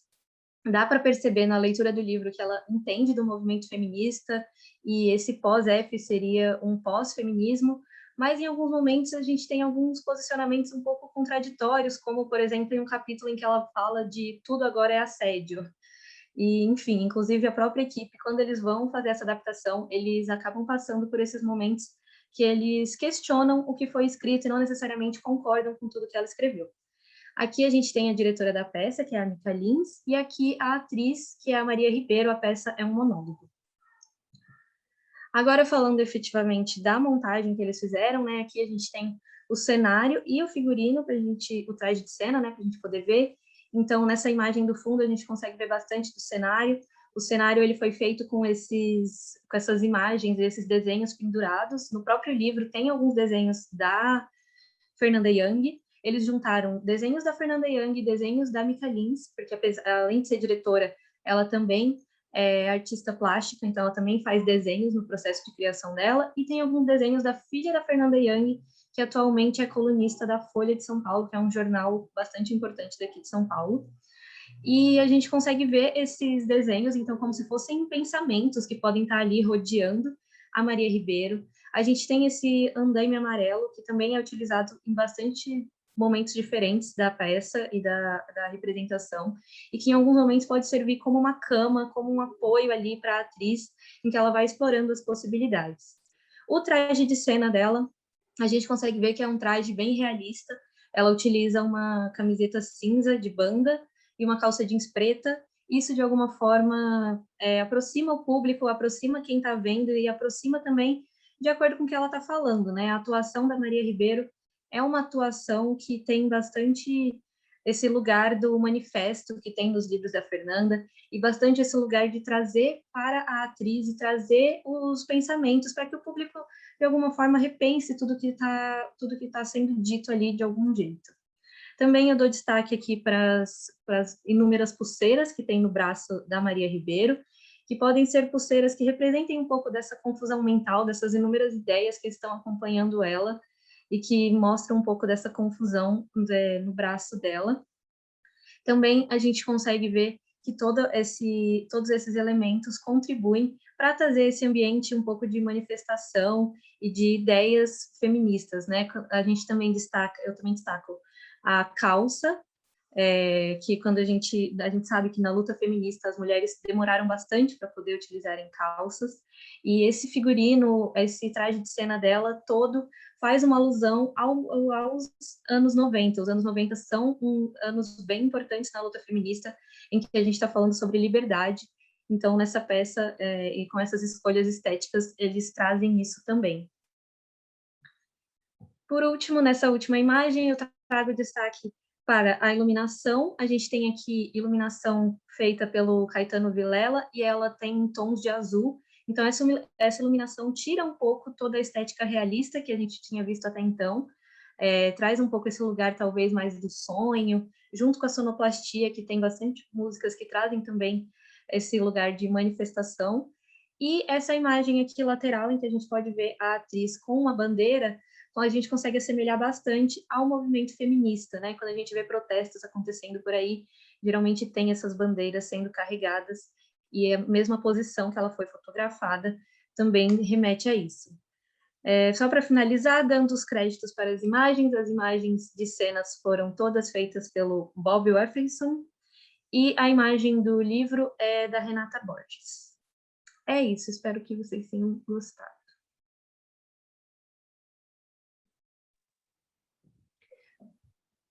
Bueno,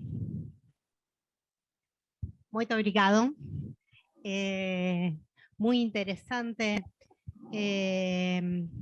Me parece muy interesante lo que planteás, el tema de las materialidades, ¿no? De los materiales que se usan, y la simbología que adquieren a partir del uso que hace la actriz de materiales que capaz no son convencionales, pero que entonces connotan otras cuestiones, como el tema, bueno, de esto de la manifestación, el feminismo. Y qué tema esta cuestión de lo presencial y lo pandémico, ¿no? Porque Yo estaba mirando las imágenes que mostrabas y bueno, esta cuestión de que esto en un teatro con el cuerpo del actor presente, ¿no? Y el tema de las manifestaciones en las calles, que son también los cuerpos presentes, y que capaz es lo que justamente no se tiene en estos momentos, ¿no? Que estamos viviendo. Muy interesante lo que planteaste. Bueno, si querés, compartí tu mail y quizás un link, lo que vos quieras en el chat, así por si la gente que te está escuchando quiere hacerte alguna pregunta también puntual a vos sobre tu trabajo. Muchísimas gracias. Sí, muchas gracias. Bueno, vamos a seguir con el próximo trabajo, que también es en portugués. Es de Patricia Torman Tomasi, de Brasil. Patricia, ¿estás por ahí? ¿Podrás prender tu cámara?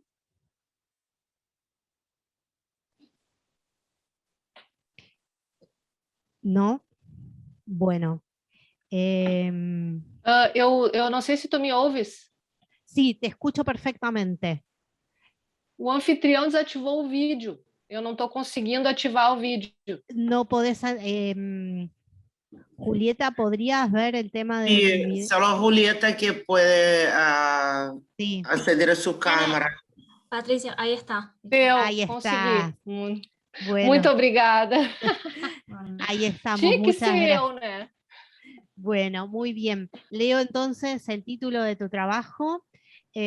Aplicaciones educacionales móviles, teoría a... no sabría cómo traducir cores en nuestros proyectos de diseño. Colors. Assim. Ah, ok. Ajá.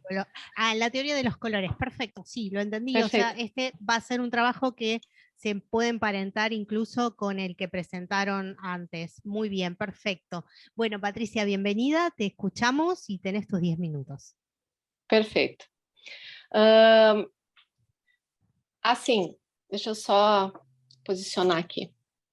Na verdade, eu fiquei muito feliz de perceber que todas as outras apresentações estavam dentro mais ou menos de um parâmetro que eu considero de extrema importância, que é trabalhar cor, saber exatamente o quanto a cor é importante dentro de qualquer tipo de projeto. E o trabalho que eu queria compartilhar com todos vocês, ele tem uma relação direta com a minha experiência como professora. Eu sou professora universitária já faz muitos anos e eu trabalho a disciplina de teoria das cores dentro de diversos cursos de design, principalmente dos cursos de design bacharelado. E isso fez com que eu tivesse uma visão diferente sobre o entendimento dos alunos e das pessoas entre a questão teórica, aquilo que eles aprendem teoricamente sobre questões da área da física, da química, da psicologia e principalmente da compreensão cultural, né, da aplicação específica da cor, e também sobre as questões de seleção cromática, de padrões e a aplicação direta dentro dos projetos. Quando eu percebi os problemas, simplesmente quando eu saía da disciplina de teoria das cores e ia para as disciplinas, por exemplo, de design de interface, design da informação, quando a gente trabalha, por exemplo, projeto de embalagem, projetos de identidade visual, eu percebia que existia uma necessidade dos alunos compreenderem a aplicação propriamente dita desse conhecimento teórico. Então, a partir daí, na época da dissertação de mestrado, eu comecei a fazer uma análise sobre quais ferramentas poderiam colaborar com os alunos para que eles compreendessem isso melhor teoricamente e eles conseguissem também aplicar de uma forma mais tecnológica.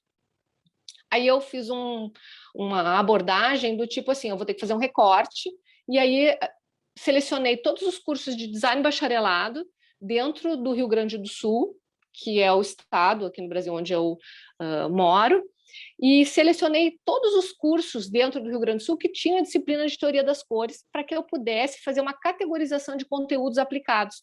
E eu percebi uma certa diversificação bem grande, consegui categorizar daqueles que são mais importantes. Nessa categorização de conteúdos, eu me aprofundei nas questões relacionadas ao que existia no mercado em termos de aplicações digitais móveis sobre teoria das cores. Dentro dessa imersão, para tentar buscar essas informações e trazer as melhores ferramentas já disponíveis no mercado para os alunos, eu consegui localizar em termos de umas 20 que realmente seriam, que tinham uma relação direta, não só com o conteúdo, mas também com algumas questões técnicas que eu coloquei como parâmetro, por ser gratuito, né, não ter assim, uma questão financeira envolvida, ter o maior número de conteúdos dentro daqueles aplicativos que poderiam colaborar com os alunos, e eu, por enquanto, estou falando só dos alunos, né? Mas, na verdade, a minha ideia principal era disponibilizar essa ferramenta, essa ideia dessa ferramenta para todos os professores de projeto em design, para que eles aplicassem dentro dos projetos o uso dessa ferramenta para favorecer os alunos na hora da seleção de padrões cromáticos, na questão cultural, na questão psicológica, para que eles compreendessem realmente a aplicação, porque existem infinitos conhecimentos dentro da área de teoria das cores. Se a gente puder entrar dentro de questões teóricas, a parte da física, a gente precisa trabalhar as questões de química, né, principalmente quando se fala de pigmentos, as questões psicológicas, que até foi tratado no trabalho anterior, que eu achei o máximo, e com certeza eu vou acessar para verificar, achei muito interessante, que é a questão do entendimento dos sentimentos, né? Isso tudo está envolvido dentro das questões da teoria das cores. E o projeto, ele trouxe uma abordagem que favoreceu a compreensão quais eram as melhores ferramentas digitais para que a gente pudesse disponibilizar para os alunos sem custo e que eles pudessem utilizar isso dentro das disciplinas na época presenciais, porque a gente sabe que a maioria dos alunos utiliza o celular o tempo inteiro, em todos os lugares. Por que não utilizar de uma forma mobile os seus celulares como ferramentas para o uso durante o processo de projeto? E com isso, na pesquisa, nessa grande pesquisa que foi feita com diversos aplicativos, foram selecionados 2.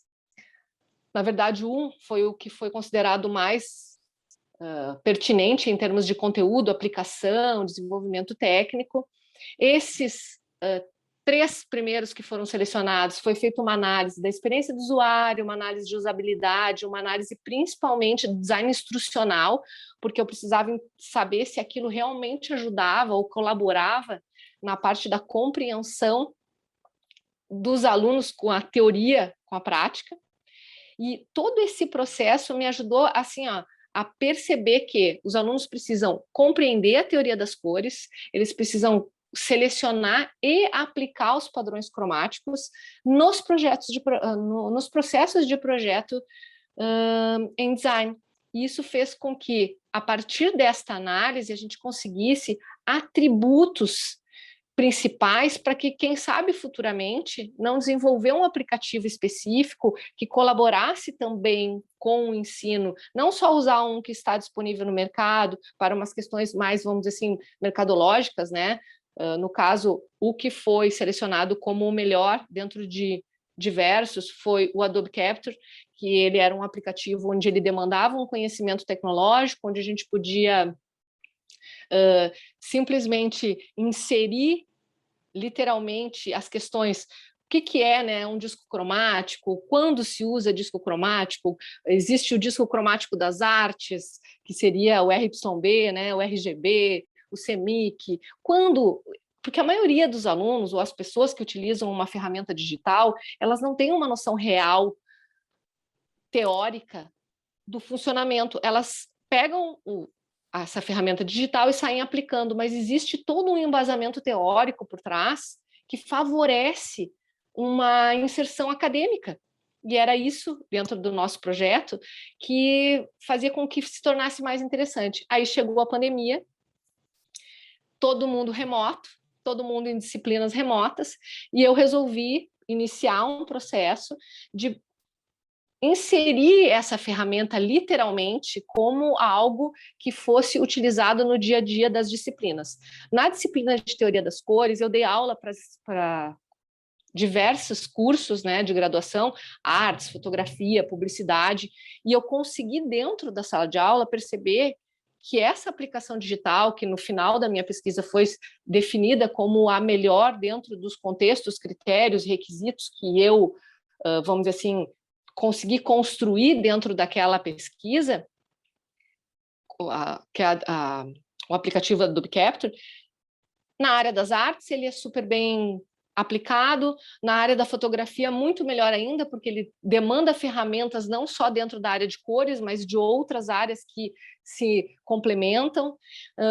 Na área, principalmente na área da publicidade, que existia uma demanda, assim, que os conhecimentos teóricos eles não estavam separados, não existia uma disciplina separada de teoria das cores, e sim, ela era particionada e dentro de diversas disciplinas de projeto. Até com isso eu consegui perceber que muitos professores acabavam repetindo a mesma parte do conteúdo, né? Primárias, secundárias, terciárias, aquela inserção das harmonias, né?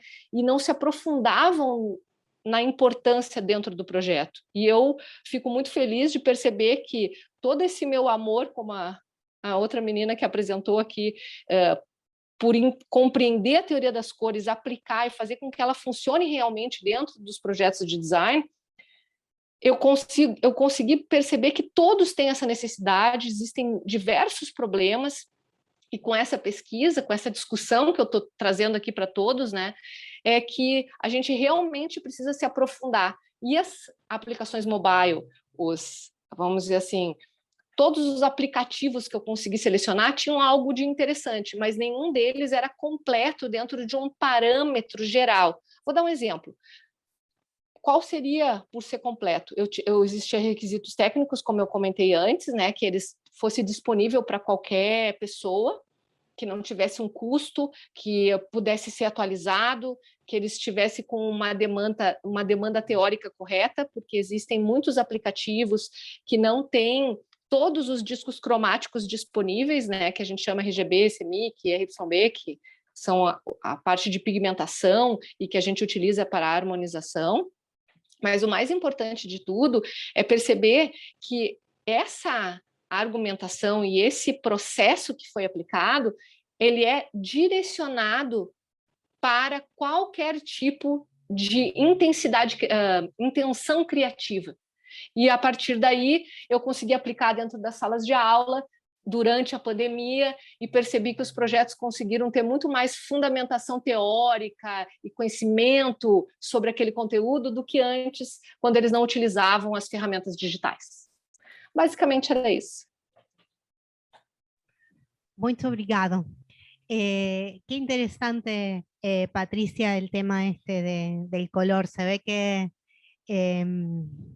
en todas las disciplinas, ¿no? Como vos decías, y no solamente las artísticas, sino también a veces desde la publicidad, desde el marketing, esta cosa de el impacto también que a través de los colores se tienen en cómo llegar en la comunicación, en el diseño, en una obra de arte. Y sí, es verdad que hay mucho sobre teoría de color, pero a veces no se profundiza demasiado o se trabaja con prejuicios o estereotipos creados que capaz que supongo que también, sin saber demasiado sobre este tema, van cambiando a medida que culturalmente nosotros también vamos cambiando y le vamos poniendo a los colores otra contextualización y otra forma de interpretarlos.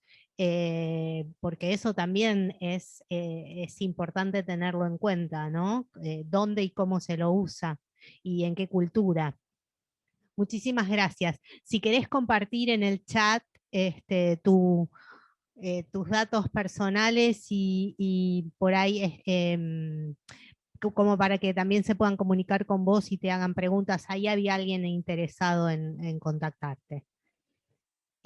Mientras estabas hablando. Bueno, pasamos entonces al último trabajo de esta tarde.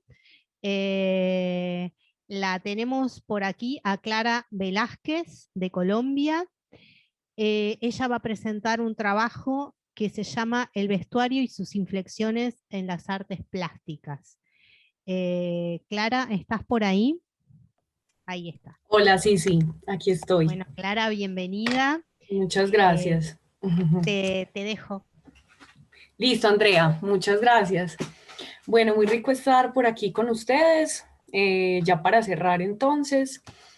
Y pues quiero compartirles sobre, pues mi ponencia es sobre el vestuario y las artes plásticas, ¿cierto? Como ese desdibujamiento que hay entre el hacer vestuario y el hacer artes plásticas. Entonces, la ponencia yo la tomé más desde la historia, ¿cierto? De cómo, bueno, particularmente pues desde el siglo XX, desde principios del siglo XX, tomando desde ahí como la industrialización, empiezan entonces los primeros diseñadores como Poiret, ¿cierto? Y empieza la Primera Guerra Mundial y con esto llegan las vanguardias artísticas, ¿cierto? Entonces, todo este cambio de paradigma social, cultural, político, va a hacer que se cuaje y se haga muy evidente, pues, como esas uniones que lleva el vestuario en las artes y viceversa, ¿cierto?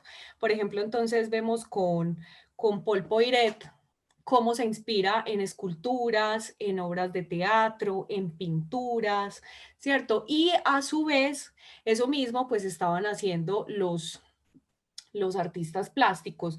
Empecé como para tener bien... Hace 2 minutos, Andrea. Bueno, creo que sí, para tener yo ahí también los 10 minutos. Listo.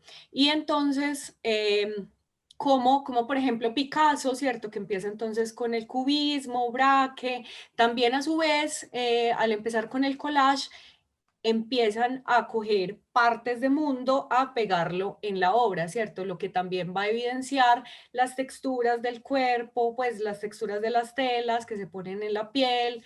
Entonces, bueno, les quiero acá compartir unas imágenes que están aquí. Entonces, quiero empezar a que podamos ver esta de Marcel Duchamp, que se llama La novia desnudada por sus solteros.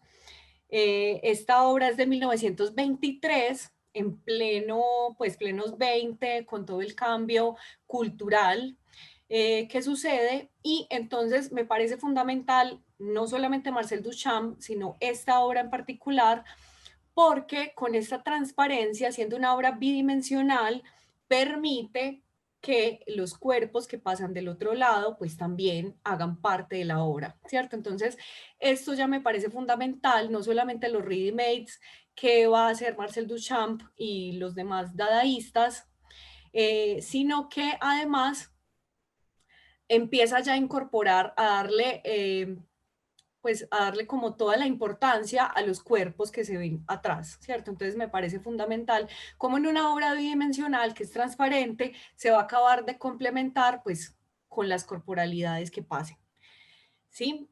Bueno, entonces por aquí vamos a pasar a esta otra. Ay, ¿por qué no me pasa? Allá. Aquí con esta Remedios Varo, con Bordando el Manto. Entonces, a mí me parece súper clave también, esto es del surrealismo, que como esta mujer en su obra, pero particularmente en esta pintura, pues nos va a mostrar cómo estas mujeres están tejiendo como el universo mismo, como el mundo entero. Entonces ahí es también como una relación muy directa pues entre el vestuario, ¿cierto? Entre ese manto que es el mundo, como ese gran tejido de lo que nosotros somos, como esa expansión corporal de todos, la están tejiendo estas mujeres. Entonces es como una forma de ver muy bonita pues para mí esa unión entre vestuario y las artes plásticas. Además que pues esta otra vanguardia del surrealismo pues va a ser también bien importante, que va a traer a colación pues lo que pasa oníricamente, ¿cierto? Entonces también se va a apoyar del collage, del frottage entonces de coger texturas de mundo y ponerlas en una obra de arte, lo que también más adelante se va a hacer en el vestuario, con la serigrafía, ¿cierto? Que es pasar pues en una plancha, bueno, el dibujo, lo que se nos ocurra, también al vestuario. Entonces ahí está pues como esa inflexión de una con la otra.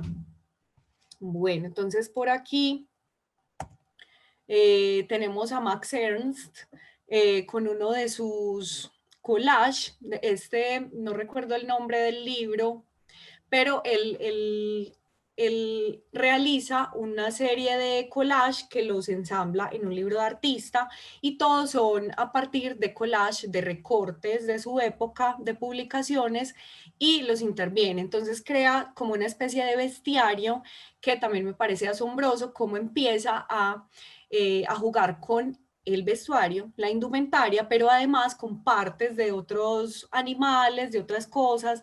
Entonces empieza a crear también híbridos entre vestuario y corporalidad. Bueno, entonces creo que por aquí voy a revisar algo que quería adicionar sobre Max Ernst. Ah, claro, bueno, que por ejemplo Max Ernst, cabe destacar que pues él trabaja mucho con el collage, pero son Picasso y Braque, ¿cierto? En el cubismo por allá, como en 1908, que empiezan por allá con el collage. Bueno, entonces esto mirándolo desde la parte bidimensional, ¿cierto? Que ya con Duchamp pues vimos lo que pasa en una obra bidimensional, transparente, donde ya invita al cuerpo pues a ser parte de la obra. Pero ya en apuestas tridimensionales vamos a encontrar, por ejemplo, lo que sería Jana Sterback, con esta que tenemos aquí a ver, aquí me pasa, jaulas para brazos. Con estas jaulas lo que invita es a que el cuerpo pueda tener prótesis, ¿cierto? Prótesis de diferentes cosas, a que se adicionen a su cuerpo y así pues mutarlo, transformarlo, invitar a otras sensaciones corporales a través de las artes plásticas. Entonces no solamente quedarse con el vestuario del día a día, sino como en la prótesis, esto diferente que le adiciono a mi cuerpo, pues le va a dar otra categoría, me va a transformar. Entonces me parece también brutal ver desde allí, pues aquí les traigo solamente una obra de ella, pero pues aquí pues toda su obra es así muy interesante. Aquí entonces tenemos a Lygia Clark. Ella va a tener una mirada más desde la sanación, ¿cierto? Como desde, es que es una palabra toda específica que se me olvidó en este momento, terapéutica, eso. Es más como una obra más terapéutica que invita a la